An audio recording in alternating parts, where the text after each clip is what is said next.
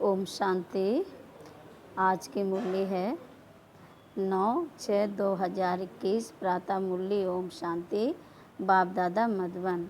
आज बाबा कहते हैं, मीठे बच्चे, बाप आए हैं सारी दुनिया से विकारों की तपत बुझाए सबको शीतल बनाने। ज्ञान बरसात शीतल बना देती है। बाबा कहते हैं ज्ञान बरसात शीतल बना देती है। जैसे अब बरसात हो गई है तो कितना ठंडा मौसम हो गया है, तो ऐसे बाबा कहते हैं ज्ञान बरसात शीतल बना देती है। प्रश्न है, कौन सी तपत सारी दुनिया को जला रही है? कौन सी तपत सारी दुनिया को जला रही है? उत्तर है, काम विकार की तपत सारी दुनिया को जला रही है। सब काम अग्नि में जलकर काले हो गए हैं। बाप ज्ञान वर्षा से उन्हें शीतल बनाते हैं।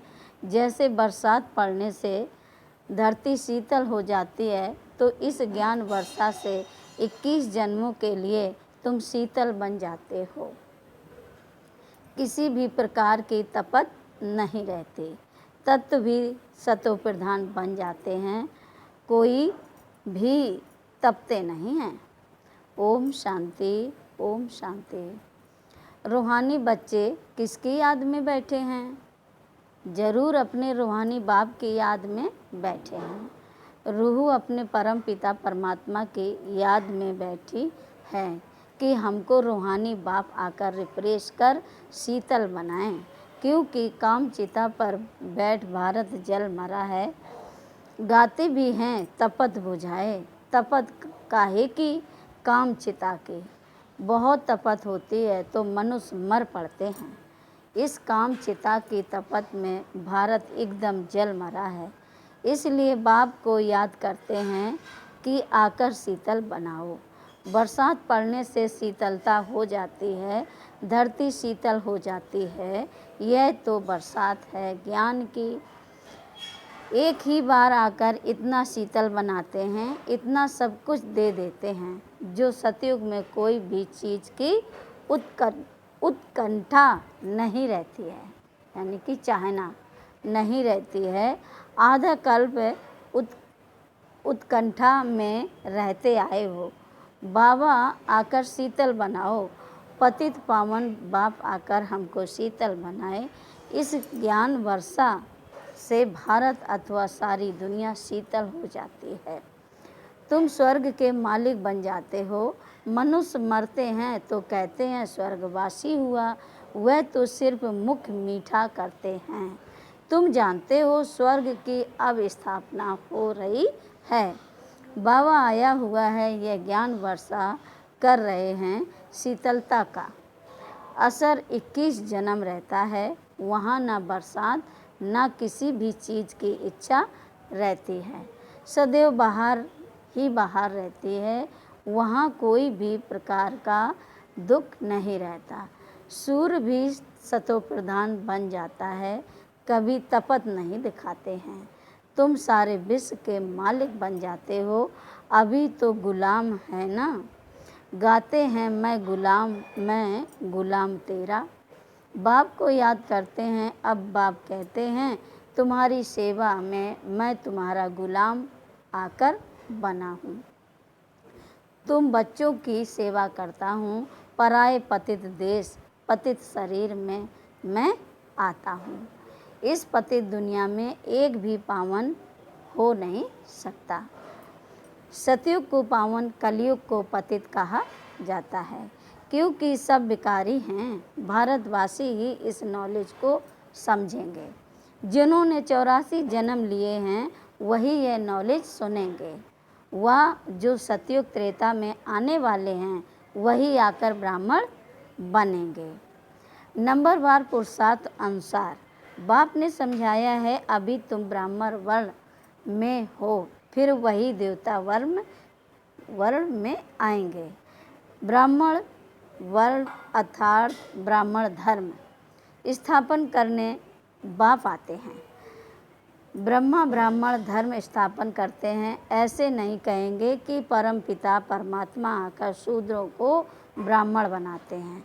यह तुम्हारी बाजोली चलती है। यह तो बहुत सहज है, तुम जानते हो यह चक्र कैसे फिरता है। विराट रूप में ब्राह्मणों की चोटी और शिव बाबा को भूल गए हैं। कहते हैं देवता क्षत्रिय वैश्य शूद्र, फिर शूद्र से देवता। अब ब्राह्मण कहाँ गए? ब्राह्मण लोग गाते भी हैं ब्राह्मण देवताए नमः। तब प्रजापिता ब्रह्मा की मुख वंशावली कहाँ गए? तब प्रजापिता ब्रह्मा की मुख वंशावली कहाँ गए? प्रजापिता ब्रह्मा का नाम कितना बाला है, चित्रों में भी कितनी भूल कर दी है। प्रजापिता ब्रह्मा की औलाद का कोई नाम निशान नहीं है। स्कूल में टीचर पढ़ाते हैं, वह फिर भी सोर्स ऑफ इनकम है। एम ऑब्जेक्ट तो ज़रूर चाहिए। तुम बच्चे जानते हो उस पढ़ाई से ही मर्तबा मिलता है। हद की पढ़ाई से भी उच्च पद मिलता है और इससे तो 21 जन्मों के लिए पद मिलता है। पति दुनिया में भगवान आकर पतितों को पढ़ाते हैं। बाप कहते हैं मैं तुम बच्चों को पढ़ाकर पावन बनाता हूँ। इस पढ़ाई से इनकम देखो कितनी भारी है।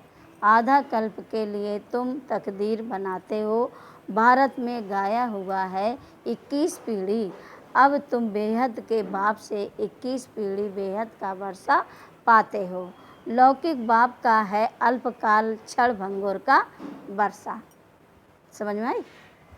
इस बाप से तुम ऐसा वर्षा पाते हो जो पीढ़ी बाई पीढ़ी तुमको दुख नहीं रहेगा। भारत में ही बेहद का सुख था, यह ज्ञान और किसकी बुद्धि में नहीं है। यह ज्ञान देने वाला बाप जाने और जिनको देते हैं वह जाने। समझी?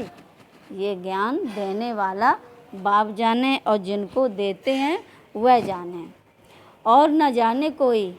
कहते ना गुड़ जाने गुड़ की गोथरी जाने, और न जाने कोई। ग्रंथ में भी उनकी महिमा गाई हुई है।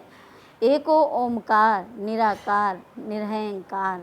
इसका अर्थ भी अभी तुम समझते हो। वह तो सिर्फ गाते हैं निरहंकारी। इतनी बड़ी अथॉरिटी होते हुए भी उनको कोई अहंकार नहीं है। यहाँ थोड़ी भी पोजीशन वाले होते हैं तो कितना नशा उन्हों को रहता है। वह हैं अल्पकाल वाले मर्तबे का नशा कि मैं फलाना हूँ। अब तुमको इस रूहानी पढ़ाई का नशा है। तुम्हारी आत्मा अभी जानती है आत्म अभिमानी बनना है, तब ही बाप को याद कर सकेंगे। बाप के साथ योग टूटने से माया का गोला लग जाता है, मुरझा जाते हैं। याद करते रहो तो खुशी का पारा चढ़ा रहे। कोई बड़ा इम्तिहान पास करते हैं तो खुशी होती है, समझते हैं बस इसके ऊपर कोई और पढ़ाई नहीं है। तुम भी जानते हो हमारी इस पढ़ाई से ऊंच और कोई पढ़ाई है नहीं।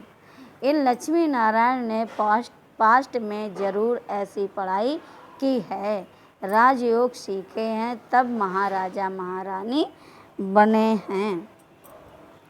राजयोग तो मशहूर है। प्रजापिता परमपिता परमात्मा आकर राजयोग सिखाते हैं स्वर्ग के लिए। कहते भी हैं पास्ट में ऐसे कर्म किए हैं तब यह बने हैं। तुम जानते हो इस जन्म में हम ऐसे कर्म सीखते हैं जो भविष्य 21 जन्म के लिए राज्य करेंगे, वह स्वर्ग में विराजमान होंगे। यथा राजा रानी तथा प्रजा भी है ना, राजधानी है ना। बाप आया है राजधानी स्थापन करने, फिर तुम जाकर 21 जन्म पालना करेंगे। 63 जन्म तो दुख भोगा है, वह सब खत्म हो जाएंगे। भारत को स्वर्ग कहा जाता है, अभी तो नर्क है। सृष्टि कितनी बदल गई है, वह राजाई कहाँ चली गई। रावण राज्य शुरू होने से फिर तुम पतित बन जाते हो। बाप कहते हैं तुम अपने 84 के चक्र को नहीं जानते हो। अभी तुम बच्चों को बार बार समझाया जाता है, तुमने 84 जन्मों का चक्र पूरा किया है, अभी तुम्हारा यह अंतिम जन्म है। अब फिर से अपना वर्षा लेना है। तुमको मुक्ति धाम में बैठ नहीं जाना है, तुम्हारा ऑल राउंड पार्ट है। ऐसे बहुत हैं जो सतयुग से लेकर द्वापर कलयुग तक भी मुक्ति धाम में रहते हैं। ऐसे नहीं कहेंगे यहाँ आने से मुक्ति धाम अच्छा है, वह तो मच्छरों सदृश हो गया, आया और यह गया। मनुष्यों की महिमा गाई जाती है।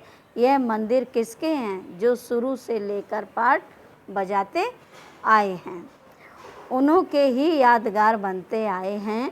पिछाड़ी में जो आते हैं उन्हों का यादगार है क्या? कुछ भी नहीं। तुम्हारा कितना भारी यादगार है। सबसे जास्ती तुम पाठ बजाते हो। तुम अपनी प्रारब्ध का टाइम पूरा कर जब भक्ति मार्ग में आते हो, तब फिर तुम्हारा यादगार तथा शिव बाबा के मंदिर बनने शुरू होते हैं। फिर और धर्म आते हैं, उन्हों का धर्म स्थापन होता है। तुम अपनी हिस्ट्री ज्योग्राफी भी जानते हो और सब धर्म वालों को भी जानते हो। 84 जन्मों की सीढ़ी है। पहले हम स्वर्ग में आते हैं, फिर उतरते कैसे हैं, यह तुम्हारी बुद्धि में है। हर एक जन्म में भिन्न नाम रूप वाले मित्र संबंधी आदि मिले हैं। यह सब ड्रामा में तुम्हारा पार्ट है। पार्ट पहले से ही नूदा हुआ है। यह बेहद का ड्रामा है जो हूबहू रिपीट होता है। तुम जानते हो हम सो देवी देवता थे जो 84 जन्म ले शूद्र बने, फिर हम सो देवी देवता बनते हैं। मनुष्य तो कह देते हैं आत्मा सो परमात्मा, वास्तव में हम सो का अर्थ यह है, वह फिर कह देते आत्मा सो परमात्मा, परमात्मा सो आत्मा, रात दिन का फर्क है ना। तुम अभी इन सब बातों को जानते हो। तुम अभी पांडव बने हो। कौरव पांडव भाई भाई थे ना। अभी बाप मिला है तो तुम कौरव से पांडव बने हो। बाप तुमको दुख से लिबरेट कर गाइड बन ले जाते हैं। घर का तो किसको पता नहीं है। वह कहते हैं आत्मा ब्रह्म में लीन हो जाएगी तो घर थोड़ी ही ठहरा, घर में तो रहा जाता है। उनको इनकॉर्पोरियल वर्ड कहा जाता है। अभी तुम बच्चे जानते हो हम निराकारी आत्मा निराकार वर्ड में बिंदी मिसल निवास करते हैं। वहाँ भी निराकारी झाड़ है। यह ड्रामा बना हुआ है। बीज और झाड़ को जानना है। इसका नाम ही है बैराठी धर्मों का झाड़। यह मनुष्य सृष्टि है। इनका बीज रूप बाप है। कितनी वैरायटी है। हर एक धर्म वाले के फीचर्स न्यारे। फिर यहाँ भी एक की शकल ना मिले दूसरे से। यह भी ड्रामा बना हुआ है। कल्प वृक्ष की आयु 5000 वर्ष है। यह बाप ही समझाते हैं। मनुष्य एक्टर हैं, यहाँ पाठ बजाने आते हैं। यह मांडवा हैं रोशनी के लिए। सूर चांद आदि हैं। यह कोई देवता थोड़ी ही है। यह तो बत्तियां हैं, परंतु सर्विस करते हैं इसलिए देवता कह देते हैं। वास्तव में देवताएं कोई सर्विस नहीं करते हैं। सर्विस तो तुम बच्चे करते हो। बाप ओबीडेंट सर्वेंट है। बच्चे दुखी होते हैं तो बाप को तरस पड़ता है। बाप आए हैं समझाने। तुम बच्चों को फिर से सो देवी देवता पद प्राप्त कराने आता हूँ। चढ़ती कला उतरती कला हर चीज़ की होती है। पुरानी दुनिया को तमो प्रधान, नई दुनिया को सतो प्रधान कहा जाता है। हर एक चीज़ नई सो पुरानी होती है। आत्मा कहती है यह शरीर भी तमो प्रधान पतित है। यह सतयुग में आत्मा और शरीर सतो प्रधान थे। माथा नहीं खपाते थे। आत्मा को अब ज्ञान मिला है, स्मृति आई है। हम 84 जन्म लेते हैं, यह राज बेहद का बाप समझाते हैं। दुख में बाप को ही पुकारते रहते हैं, रहम करो हे दुख हरता सुख करता। भारत ही सबसे दुखी था ना, भारत जैसा पवित्र खंड और कोई हो नहीं सकता। अभी बाप तुम बच्चों की झोली अविनाशी ज्ञान रत्नों से भरते हैं। कभी ऐसा बाप देखा है? कहते हैं बच्चों मैं तुम्हारे लिए वैकुंठ सौगात में लाया हूँ। तुम स्वर्गवासी थे, अब पतित नरकवासी बन पड़े हो। पावन उनको कहा जाता है जो विकार में नहीं जाते हैं। सतयुग में है संपूर्ण निर्विकारी, इस समय है संपूर्ण विकारी। बाप कहते हैं तुम भी संपूर्ण निर्विकारी थे, अब संपूर्ण विकारी बने हो, फिर संपूर्ण निर्विकारी देवता पद पाना है। बाप को याद करने से अक्षर देखो कितने अच्छे हैं। बाप को याद करने से अक्षर देखो कितने अच्छे हैं। एक गैस देख ले, गैस लीक हो रही गैस। बाबा कहते हैं बाप को याद करने से अक्षर देखो कितने अच्छे हैं। मन मना भव, मुझ बाप को याद करो तो तुम तमो प्रधान से सतो प्रधान बन जाएंगे। मैं सर्वशक्तिमान हूँ ना, मुझे याद करो। याद को ही योग अग्नि कहा जाता है, जिससे तुम्हारे पाप दग्ध होंगे, तुम पवित्र बन जाएंगे। अच्छा मीठे मीठे शकील दे बच्चों प्रति माता पिता बाप दादा का याद प्यार और गुड मॉर्निंग। रूहानी बाप की रूहानी बच्चों को नमस्ते। हम रूहानी बच्चों की भी रूहानी बाप दादा को भी याद प्यार और नमस्ते नमस्ते। शुक्रिया बाबा, शुक्रिया बाबा।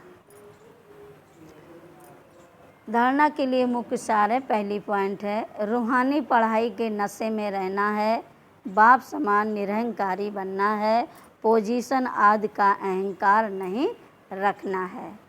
नंबर दूसरी पॉइंट है अपनी झोली ज्ञान रत्नों से भरनी है, संपूर्ण निर्विकारी बन देवता पद पाना है, कभी भी मुरझाना नहीं है। वरदान है सर्व आत्माओं के पतित संकल्प व वृत्तियों को भस्म करने वाले मास्टर ज्ञान सूर्य भव। सर्व आत्माओं के पतित संकल्प व वृत्तियों को भस्म करने वाले मास्टर ज्ञान सूर्य भव। जैसे सूर्य अपनी किरणों से किचड़ा गंदगी के कीटाणु भस्म कर देता है, ऐसे जब आप मास्टर ज्ञान सूर्य बनकर कोई भी पतित आत्मा को देखेंगे तो उनका पतित संकल्प पतित वृत्ति व दृष्टि भस्म हो जाएगी। पतित पावनी आत्मा पर पतित संकल्प वार नहीं कर सकता। पतित आत्माएं पतित पावनियों पर पतित आत्माएं पतित